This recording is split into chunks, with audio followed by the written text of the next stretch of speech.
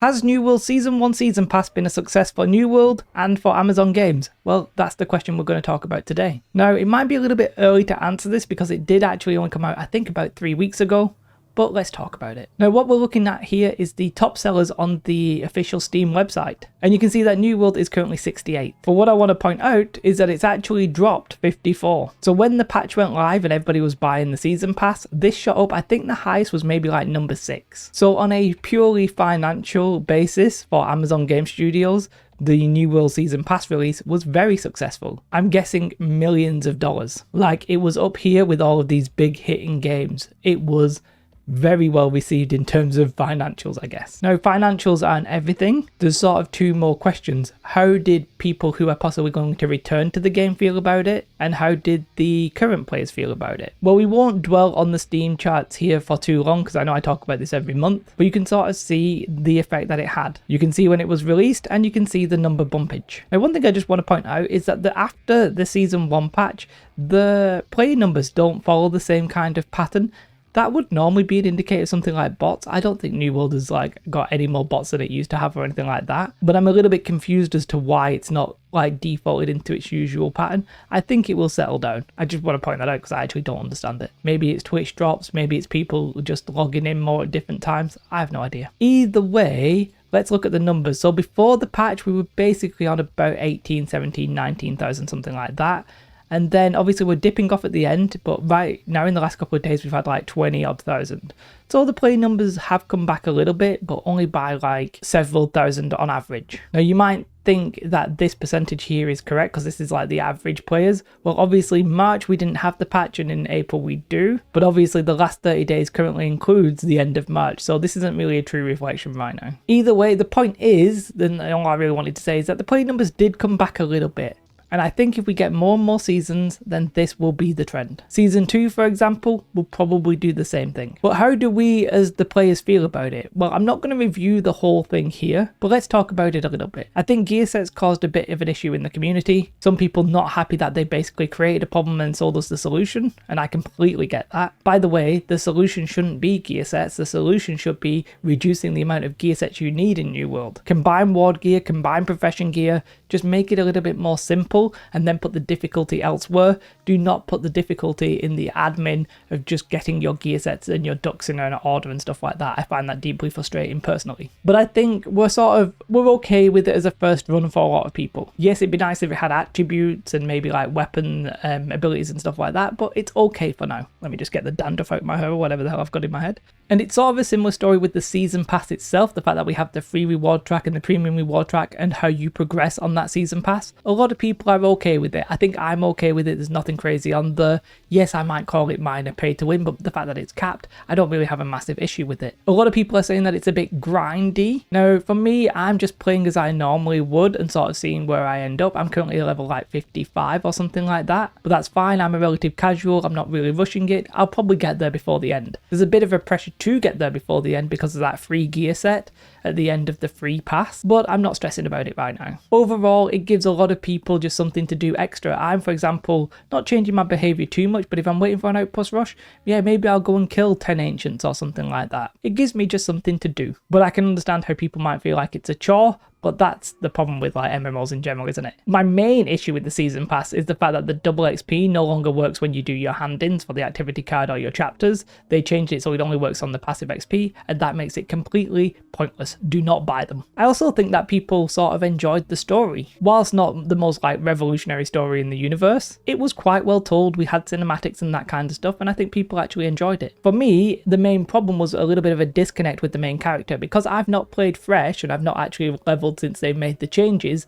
I didn't really know who this Grace O'Malley was. I didn't feel any connection to her, so the story felt a little bit weird, and I hope they sort of try and combine the fact that they've changed the story but the original players don't really know what that is unless they've played the game again. I think we need some kind of cutscene before the expansion that actually sort of recaps the full story that we need to know, because it wasn't told very well the first time around, and now that they've improved it, some people like myself not really gelling with it just yet. The new expedition I think was also relatively well received. The visuals and the aesthetics, pretty damn good. There's some question about the mechanics of the last boss. Personally, I think the visual issues where you actually like can't see through the meatballs or the lava plumes, I think they actually make sense. They are like legitimate criticisms. The fact that it's harder than the other expeditions is both a good and a bad thing. It's a little bit bad because that means people will be less likely to do it, because you might as well just go ahead and farm Lazarus, at least at M10s possibly, depending on the gear, but you know what I mean. But I think the difficulties, you know, that's a question for New World. I don't like the mechanics where it's a little bit like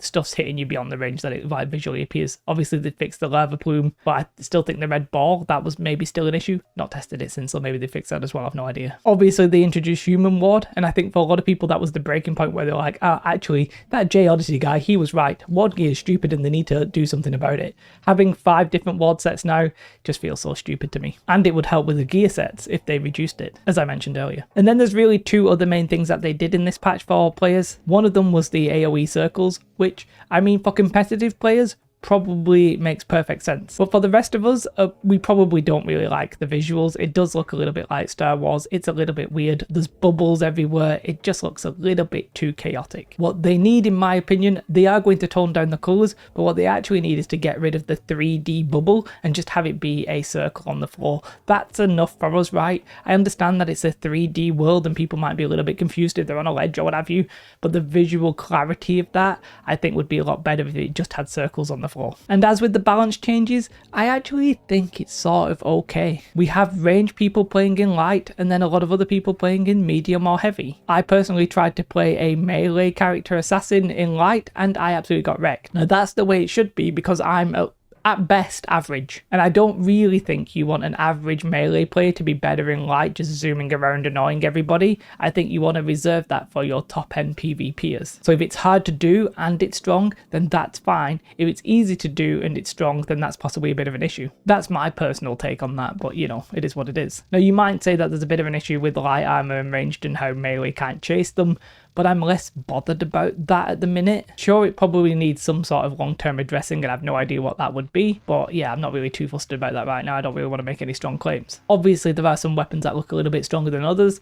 Fire staff, bow, maybe even rapier at this point, although I'm not sure if rapier is that good in PvP. It feels like that's a PvE thing and I've not really been following it, so I don't really know. But definitely fire staff and bow, they're your top contenders right now, I think, if you ask anybody. Most people would agree. I still think that Bruiser without a healer or melee without a healer is painful in Outpost Rush. There's apparently an issue that healers don't want to play because of all these fortified changes, so that's possibly an issue. I do think there's an issue with Outpost Rush not being the casual PvP friendly that it should be. And I think that's because of pre-mades who are trying to win on the leaderboard, just like coming through and stomping. My solution to that has been and will continue to be that I don't think that pre-made should count for the leaderboard. The leaderboard itself is by person, not by group. Therefore, I think they should say that if you want to get on there, you have to be solo to get that win. It'd still allow pre-mades to do pre-mades if they want to practice for wars, but I think it would make the overall feel of Outpost Rush feel a little bit softer and a little bit better for casuals. Now, if they want to do like MMR matchmaking, so it's like who's the best of the best kind of thing, then fine, I'll play with the rest of the plebs and I'll have a great time. But for now, I'm finding Outpost Rush to not really be that enjoyable because of that. Now, it might soften over time as more people actually get the leaderboard rewards, but I think all you'll do is you'll end up replacing the people. The top 50 will be replaced by the next 50 and they'll be trying hard and then so on and so forth. Don't really think that's the long-term solution. Now, the problem here is if you stop that, some people will be like, oh, well, I should have tried it when it was easier when I could have pre-made. But, you know, I think for the health of the game, that would be a good change. So, was Season 1 a success? Depending on your point of view. If you thought that it would bring New World back from the dead and it would be like 100,000 players, then you were probably over-optimistic and that was never going to happen. But if you expected them to make some money, for Amazon to be like, okay, we're actually getting our cash and we can see this cash flow coming in, we can now support the game a little bit more long-term without worrying about its long-term future, then I think it succeeded in that. I think the play numbers, the little bump is sort of like a healthy sign. Yes, it will probably tail off a little bit until the next season, but that's fine. We're going to get that little bump every 3 months. Eventually, some of these players will like keep sticking around because they're like, oh, I actually really enjoy it. And then we'll get the hype of the expansion. The game will be popping off again and everybody will be happy. And then after that expansion, everybody will be like, oh my god, where's the content? That's just the way things go. The actual content of the Season 1 patch, yeah, it was mostly okay. My main thing is that I think they should reduce the amount of gear sets you need. But other than that, yeah, it was mostly decent changes. So for me, was it a success? Yes. Does that mean it's perfect? No. Is it good for New World in the long run? I think probably so. Thank you to my YouTube members and patrons. I do really appreciate you guys. If you want to support me and help me grow over on Twitch, then there is a link in the description. I'm streaming a lot more. I'll be doing a stream possibly when this goes live and also tomorrow, so make sure you come and check me out over there. We have some great fun and some excellent banter. I don't know if that's true, but if I claim it, you can't deny it until you watch. Other than that though, you should have a most beautiful day. Like and subscribe. Goodbye.